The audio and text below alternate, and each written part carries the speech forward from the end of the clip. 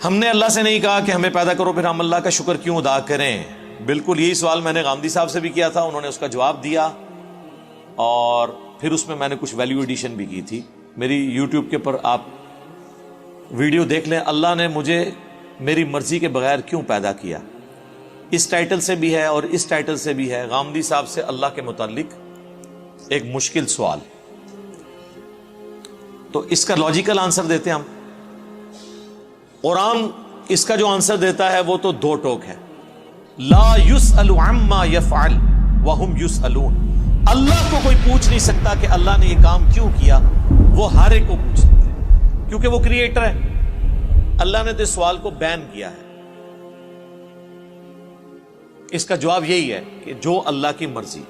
اچھا اب آ جائیں لاجیکلی, چونکہ پورے قرآن کا ایک مقدمہ ہے نا, اللہ کا شکر میں کیوں ادا کروں. اس لیے میرے بھائی, آج بھی اگر آپ کو کوئی یہ آفر کرے, پہلے تو چھوڑ دیں کہ تم اپنی 50-60 سال کی زندگی میں بس یہ ایک موٹی موٹی چیزوں کا خیال رکھ لو, روزانہ 5 وقت کی نماز ہے, رزق حلال اور حرام میں فرق کرنا ہے, شریعت کی چند ایک پابندیاں ہیں, سیکس ڈسپلن ہے جس میں ہمارا ہی فائدہ ہے کہ ہم کوڑ کوڑ کے زندگی نہ گزاریں, ایک ہارمونی کے ساتھ زندگی گزاریں.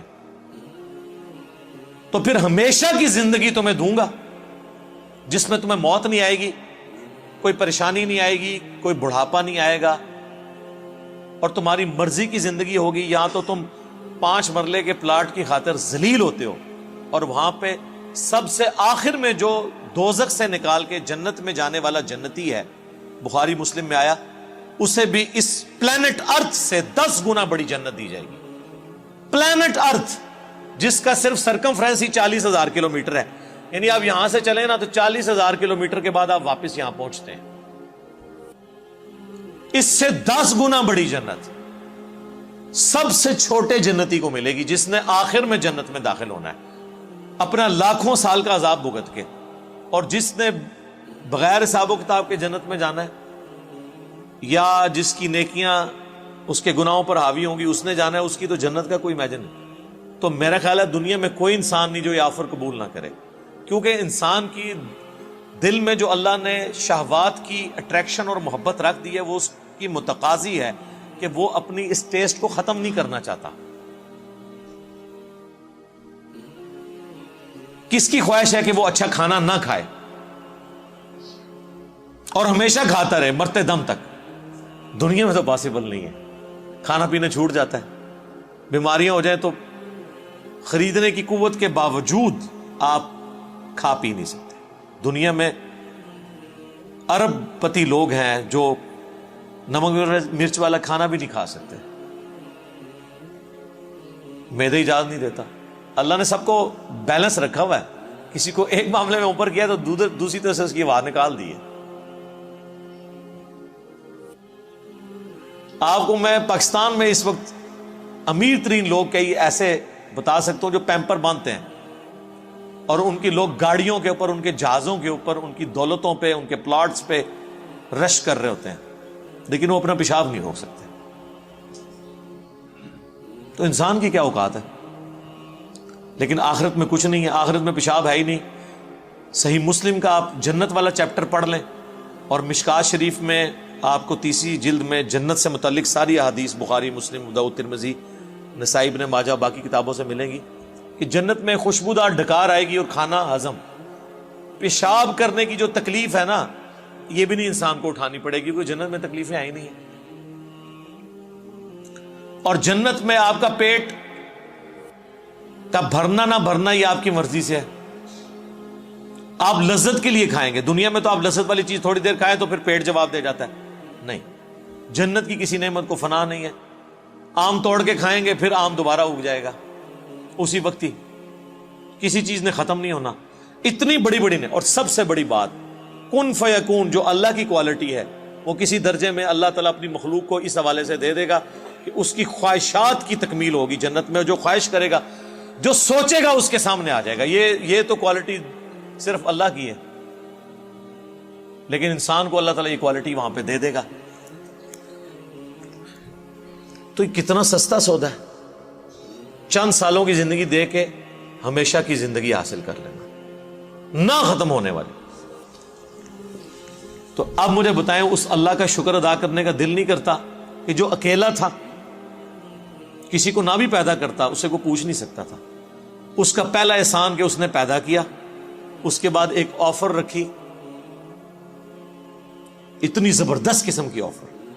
ہونا تو چاہیے تھا 1 ارب سال کی زندگی کے لیے 1 کروڑ سال تو یہاں مشقت کروائی جاتی دنیا میں, لیکن اس نے چند سال کی مشقت مانگی, اور وہ بھی مشقت نہیں ہے, نارمل لائف ہے, بس صرف لائف کا ڈسپلن ہے, اور ہمیشہ کی زندگی دے دی. تو جو اللہ اکیلا ہونے کے باوجود اپنے ساتھ اتنے لوگوں کو آفر دے کہ آؤ میں تمہیں وہ کوالٹیز دوں گا جو میری کوالٹیز ہیں. موت کسے نہیں آتی؟ اللہ کو. انسان کو بھی موت نہیں آئے گی.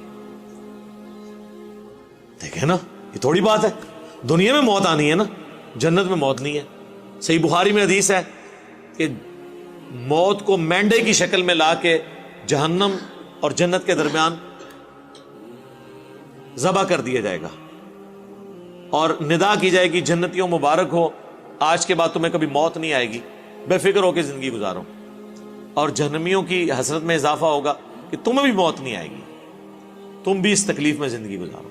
اللہم لا تجعلنا منہم, اللہم اجرنا من النار, ربنا اصرف عنا عذاب جہنم ان عذابها کان غراما. آمین.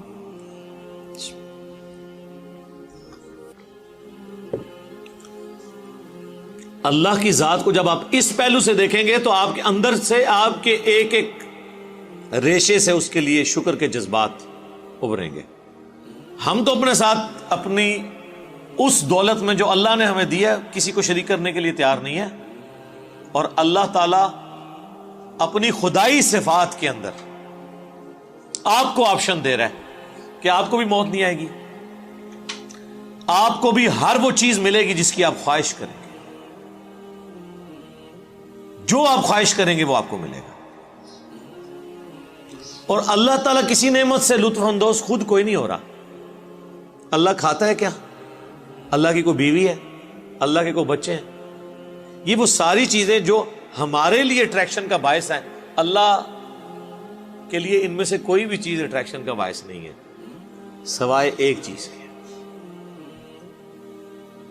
اور وہ چیز یہ ہے, حالانکہ اس معاملے میں بھی وہ غنی ہے, لیکن یہ اس کی خواہش ہے کہ بندے, انسان, مخلوقات, جن, فرشتے اس کا شکر کریں, اس کی عبادت کریں, ٹوٹل اوبیڈینس کریں. وما خلقت الجن والانس الا لیعبدون. ہم نے جن اور انسانوں کو فقط اس لیے پیدا کیا کہ وہ ہماری عبادت کریں, ہمیں مانے نہیں, صرف عبادت کریں, اور عبادت کہتے ہیں ٹوٹل اوبیڈینس. تو اس لیے شکر ادا کریں جی.